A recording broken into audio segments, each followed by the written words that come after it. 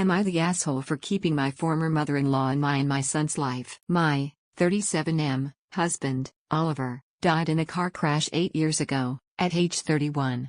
The only reason I could keep on my feet back then was because of my parents' and Oliver's mother's support. Just to say a few things she's done for us: she helped us financially while I looked for a better paying job after Oliver died. She takes care of my son, 10M, whenever he's sick and I have to go to work. She cooks extra portions of food for us when she prepares meals she knows I or my son like. She never asks for or expects anything in return. She's a genuinely good person and I'm happy she is in our lives. She's a widow too and Oliver was an only child, so we're her only family and we see her on a regular basis and we really enjoy each other's company.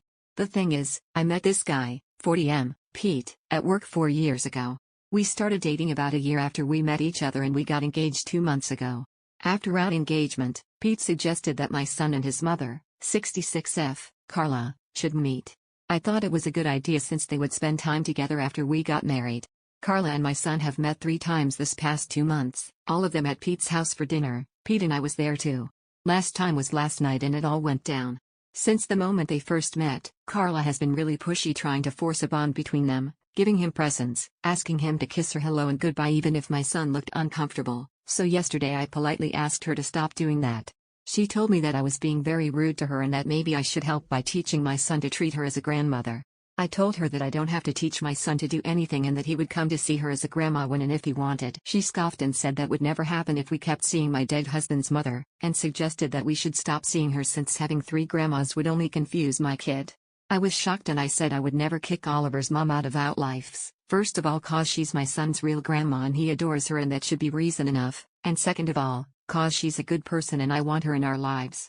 I took my child and left Pete's house. Pete called me later last night and told me I had been really rude to Carla and I should apologize, that she only wants to have a grandma-like relationship with my son. I told him I would like that too, but I'm not shutting Oliver's mom out. Then he says that I'm being very unreasonable and that my relationship with my former mill is unhealthy and that I'm blinded by my emotions.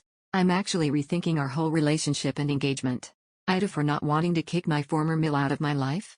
Am I being too emotional? ETA, thanks for all the replies, I'm really thankful for all the support. I'm meeting Pete tonight, we'll discuss everything. Though the more I think about this, the clearer I see I'm not wrong.